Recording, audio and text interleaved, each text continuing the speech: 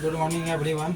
आज simple present tense में हिंदी वाक्य जैसे ट्रांसलेशन हम लोग बनाते हैं। सिंपल प्रेजेंट टेंस का अगर वाक्य रहेगा उसको हम लोग हिंदी से अंग्रेजी में कैसे बनाएंगे ट्रांसलेशन, उस पर आज वीडियो रहेगा। तो आज का वीडियो बहुत लंबा चलने वाला है, कम से कम 45 मिनट 60 मिनट का रहेगा, क्योंकि 2-3 दिन से हम वीडियो नहीं बना रहे थे, थोड़ा किसी कारणवश।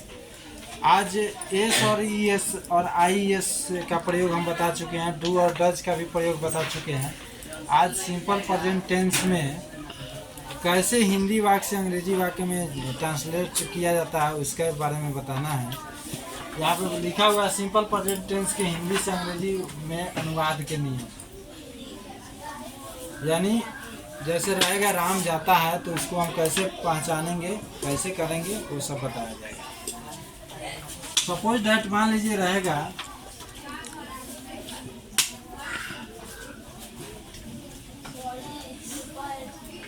मैं एक किताब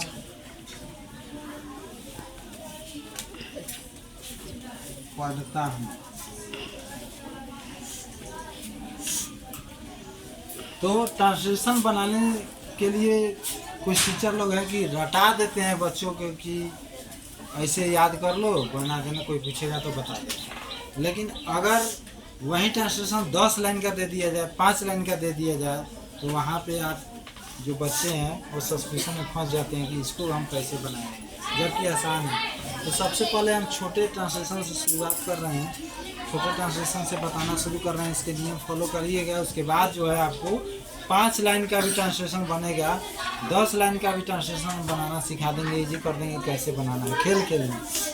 सबसे पहले ट्रांसलेशन का नियम होता है कि ट्रांसलेशन का जो हिंदी वाक्य है या अंग्रेजी वाक्य है, उसमें क्या करना है कि सबसे पहले वाक्य देखना है, उसमें सब्जेक्ट फॉलो करना है, वर्ब फॉलो करना है, ऑब्जेक्ट फॉलो करना है, उसके बाद अदर वर्ड्स फॉलो करना है। जिस बच्चे को सबसे पहले वाक्य में सब्जेक्ट चुनने नहीं आएगा, वर्ब चुनने नहीं आएगा, उसके ऑब्जेक्ट चुनने नहीं आएगा, अदर वर्ड्स चुनने नहीं आएगा, उसको ट्रांसलेशन कभी नहीं बनाने आ सकता है।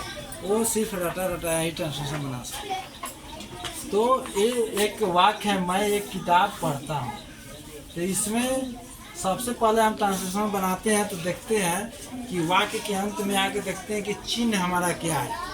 तो चिन्ह कभी भी रहता है तो वर्ब के ठीक बाद यूज होता है चिन्ह। इतना याद रखना है कि हिंदी वाक्य में चिन्ह कहीं भी वर्ब के ठीक बाद रहता है। जैसे यहाँ पे मान लीजिए ता हूँ, मैं एक किताब पढ़ता हूँ, तो ता हूँ आपका वर्ब है पढ़, पढ़ के बाद ठीक बाद है ता हूँ। इसमें अब बच्चे सस्पिशन में फंस जाते हैं कि हम कैसे पहचानेंगे कि सब्जेक्ट क्या है, कहाँ पर सब्जेक्ट है, कहाँ पे ऑब्जेक्ट है, कहाँ पे वर्ब है, कहाँ पे चिन्ह है, ये हम कैसे पहचानेंगे। तो सबसे पहले किसी भी ट्रांसलेशन को बनाने के लिए सबसे पहले टेंस का जानना जरूरी है कि किस टेंस का वाक्य है, ताकि उस टेंस के नियम अनुसार हम उसको फॉलो करके बनाएंगे। तो सबसे पहले हम वाक्य के अंत में आते हैं। तो वाक्य के अंत में आने पर हमको ता हूँ दिखता है, मैं एक किताब पढ़ता हूँ। ये एक सिंपल प्रेजेंट टेंस का वाक्य है और पॉजिटिव वाक्य है, यानी इसमें नहीं शब्द का प्रयोग नहीं हुआ है, न का प्रयोग नहीं हुआ है, क्या का प्रयोग नहीं हुआ है, WH क्वेश्चन का प्रयोग नहीं हुआ है। इसलिए ये जो है पॉजिटिव वाक्य है, यानी साधारण वाक्य है। तो सबसे पहले हम समझ गए कि साधारण वाक्य यानी जिस हिंदी वाक्य में नहीं, न, कभी नहीं, ये सब चीज़ नहीं लगा रहता है तो इसको नेगेटिव वाक्य नहीं मानते हैं, पॉजिटिव वाक्य मानते हैं। तो ता हूँ, तो सिंपल प्रेजेंट टेंस का पहचान आपको हम बताए हुए थे कि सिंपल प्रेजेंट टेंस का हिंदी वाक्य का पहचान क्या है।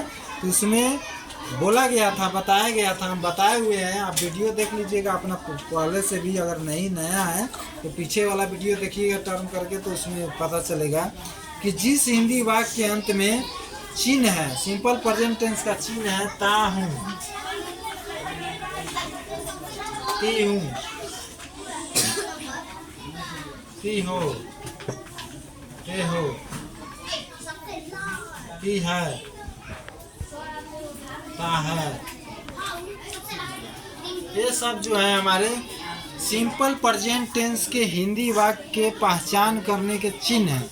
इनके आधार पे हम पहचानते हैं कि ये जो है हमारा सिंपल प्रेजेंट टेंस का हिंदी वाक्य है। जिस हिंदी वाक्य के अंत में ता हूँ, ती हूँ, ती हो, ते है, ती है, ता है, ये चिन्ह लगा रहेगा, उस हिंदी वाक्य को हम पहचानेंगे कि कौन टेंस का वाक्य है, सिंपल प्रेजेंट टेंस का हिंदी वाक्य। तो यहाँ पे देखिए लगा हुआ है ता हूँ, तो इस ता हूँ चिन्ह के आधार पे हम पहचान लिए कि ये हमारा सिंपल प्रेजेंट टेंस का हिंदी वाक्य है। अब ये हमारा टेंस पहचान में आ गया कि ये हिंदी वाक्य है सिंपल प्रेजेंट या प्रेजेंट इंडेफिनिट टेंस का। अब हम पहचानेंगे कि सब्जेक्ट हम कैसे पहचानेंगे। तो किसी भी हिंदी वाक्य में सब्जेक्ट पहचानने का सबसे आसान तरीका है कि किसी भी हिंदी वाक्य में सबसे पहला नाउन या प्रोनाउन, यानी नाउन मीन्स होता है किसी भी चीज़ या किसी भी वस्तु या किसी भी जानवर या किसी भी व्यक्ति, चाहे कोई भी चीज़ हो, नाम हो, कोई भी नाम अगर सबसे पहले वाक्य में हिंदी वाक्य में आता है तो उसको हम नाउन मानेंगे और सब्जेक्ट कहेंगे। या जैसे यहाँ पे आया है मैं, तो कह रहा है कि किसी भी हिंदी वाक्य में अगर नाउन या प्रोनाउन सबसे पहले आता है तो उसको हम उस वाक्य का सब्जेक्ट मानते हैं। तो इसमें मैं आया है तो मैं फर्स्ट पर्सन बहुवचन का प्रोनाउन है। आई और वी यानी मैं और हम लोग, या मुझे भी हो सकता है, मैं भी आ सकता है, मुझे भी आ सकता है। तो ये दोनों अगर रहेगा सबसे पहले तो इसको हम प्रोनाउन कहेंगे। फर्स्ट पर्सन का प्रोनाउन है, बहुवचन का है। तो मैं सबसे पहले आया है यानी नाउन या प्रोनाउन। तो यहाँ पे इस वाक्य में मैं हमारा क्या है, प्रोनाउन है।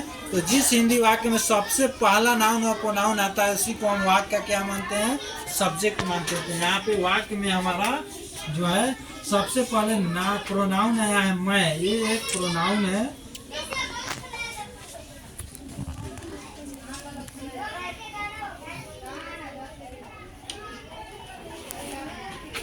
प्रोनाउन है, ये प्रोनाउन है, तो ये हमारा वाक्य हो गया सब्जेक्ट।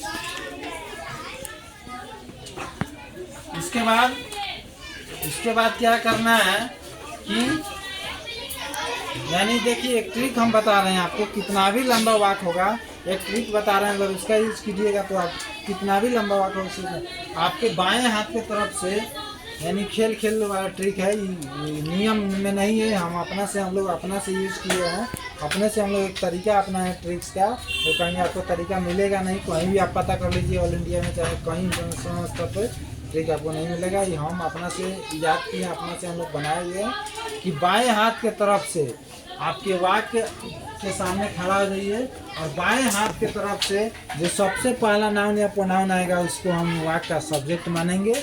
उसके बाद हम आएंगे दाहिने तरफ, वाक्य के सबसे अंत में, वाक्य के अंत में दाहिने हाथ की तरफ आएंगे। दाहिने हाथ की तरफ हम चिन्ह को पकड़ेंगे, चिन्ह हमारा ये है चिन्ह, simple present tense. Simple present को शॉर्ट में एसपीटी हम बोलते हैं, एसपीटी। अब सिंपल प्रेजेंट टेंस हर जगह बोलना मुमकिन नहीं है, बहुत लंबा है, लिखना भी मुश्किल है, इसलिए एसपीटी यानी एस से सिंपल, पी से प्रेजेंट, टी से टेंस, एसपीटी का चिन्ह